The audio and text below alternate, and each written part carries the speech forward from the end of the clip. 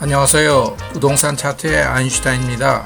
오늘은 경기도 김포시에 소재한 아파트의 시세 현황을 관련 데이터를 하나하나 짚어보며 살펴보겠습니다. 해당 지역의 관련 부동산 데이터를 하나하나 짚어보기 전에 어제인 28일 뉴스원이라는 매체에 실린 기사 내용을 잠시 살펴보겠습니다. 정부가 GTX D 노선을 검토한 이유가 현행 광역교통망의 부재로 김포 한강 그리고 인천 검단 등 2기 신도시 및 앞으로 들어설 인천 계양, 부천 대장 등이 추가되게 되면 약 해당 지역의 100만 명의 인구가 집중되게 되어 심각한 교통 불편을 겪을 수 있다는 내용으로 해당 지역의 GTX 노선을 촉구한다는 내용입니다. 참고로 GTX D 노선은 지난해 10월 대도시권 광역교통위원회에서 발표한 동서축을 잇는 새로운 광역 급행철도입니다. 총 길이가 61.5km로 화면에서처럼 예상도를 보게 되면 김포, 검단, 계양, 부천 대장 등 서울 남부, 강남을 경유하여 수도권 동부인 하남으로 연결되어지는 광역급행철도입니다. 해당 철도가 운영이 되게 되면 김포, 검단 등 서부권의 지역이 상당히 급부상하는 그러한 호재가 되는 것이죠. 지금부터는 본격적으로 해당 지역의 부동산 관련 데이터를 하나하나 짚어보겠습니다. 보시는 화면은 해당 지역에 소재하는 아파트의 매매 거래량을 막대 그래프로 그려본 것입니다. 보시게 되면 지난 기간 대비 지난 7월 아파트 매매 거래량이 상당히 증가하였음을 알 수 있습니다. 특히 서울 거주자들이 투자한 아파트 매매 거래량을 보더라도 지난 7월이 상당히 증가하였음을 알 수 있습니다. 이번에는 해당 월의 월별 거래량과 해당 월의 7년간의 월평균 거래량을 비교해 보겠습니다. 보시게 되면 지난 7월 월평균 거래량이 763건이었지만 해당 월의 거래량은 2310건으로 무려 월평균 거래량보다 3배가 넘는 거래량을 보입니다. 이번에는 김포 지역에 소재하는 아파트의 주간 단위 매매가격 증감률값 및 전세가격 증감률값을 막대 그래프로 그려본 것입니다. 앞서 보신 것처럼 지난 6월부터 급격하게 증가하는 거래량에 힘입어 해당 값들도 지난 6월부터 현재까지 상당히 증가하고 있는 것을 알 수 있습니다. 즉 이 말은 해당 지역에 소재한 아파트의 매매 가격과 전세 가격이 오르고 있다는 뜻이죠. 이번에는 김포시 관할동별 소재하는 아파트의 공급 면적 기준 평당 매매 평가 흐름을 한번 살펴보겠습니다. 감정동입니다. 하락하고 있습니다. 걸포동입니다.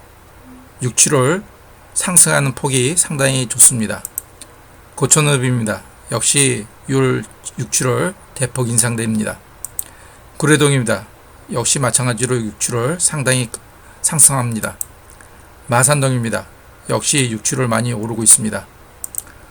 북변동입니다. 우상하며 예쁘게 오르고 있네요. 사호동입니다. 사호동 역시 우상하며 예쁘게 오르고 있습니다. 양천읍입니다. 양천읍 역시 6, 7월 많이 오르고 있음을 알 수 있습니다. 다음은 운양동입니다. 역시 운양동 역시 6, 7월 많이 오르고 있습니다. 장기동입니다. 역시 6, 7월 많이 오르고 있죠. 통진읍입니다. 하락하고 있네요. 풍무동입니다. 예쁘게 우상하고 있음을 알 수 있습니다. 보시게 되면 관할동별 소재하는 아파트의 대부분의 평당 매매 평가 흐름이 6, 7월 상당히 오르고 있음을 확인할 수 있었습니다. 해당 지역의 부동산 수요의 원천인 총 인구수 및 세대수 흐름을 살펴보겠습니다. 총 인구수의 흐름을 확연히 구분하기 위해서 Y축 시작점을 약간 조정했습니다. 김포시의 지난 6월 세대수는 18만 1013입니다. 계속 증가합니다. 총 인구수는 지난 6월 기준 44만 9,039명으로 역시 많이 증가함을 알 수 있습니다.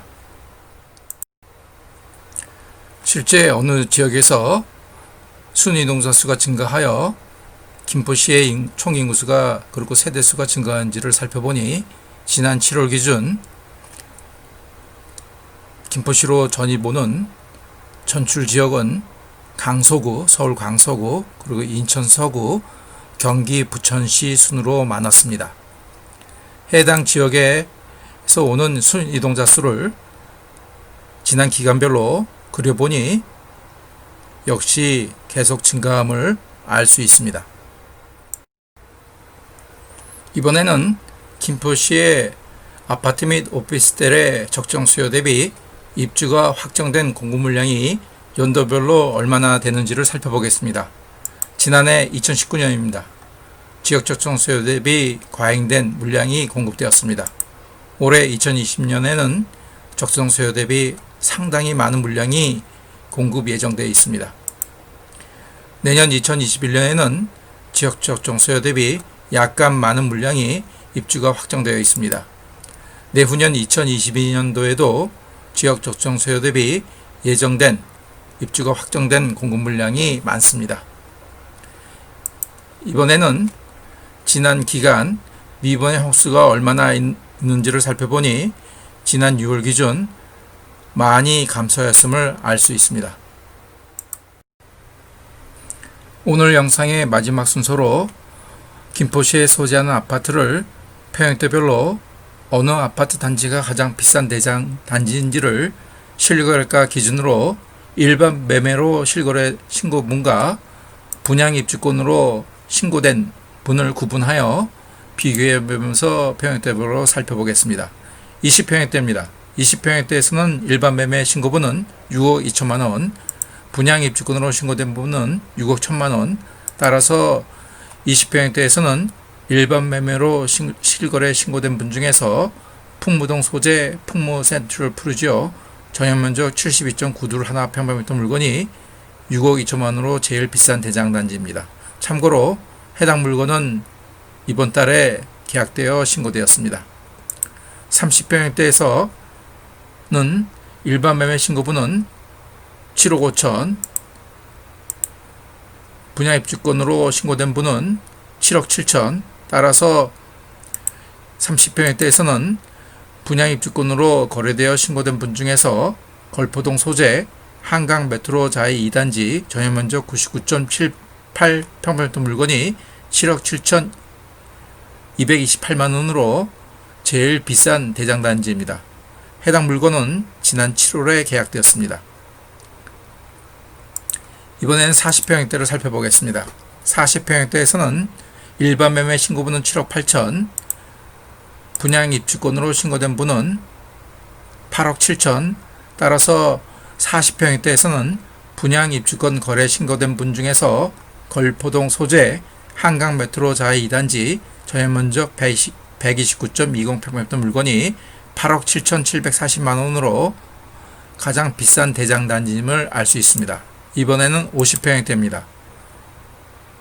50평형대에서는 일반 매매 신고분은 7억 2천, 분양 입주권으로 신고된 분은 2억 9,800, 따라서 50평형대에서는 일반 매매로 신고된 분 중에서 고촌읍 소재 수기마을 힐스테이트 2단지 전용면적 152.070 평방미터 물건이 7억 2천만원으로 제일 비싼 대장단지임을 알 수 있습니다. 해당 물건은 지난 7월에 계약되어 신고되었습니다.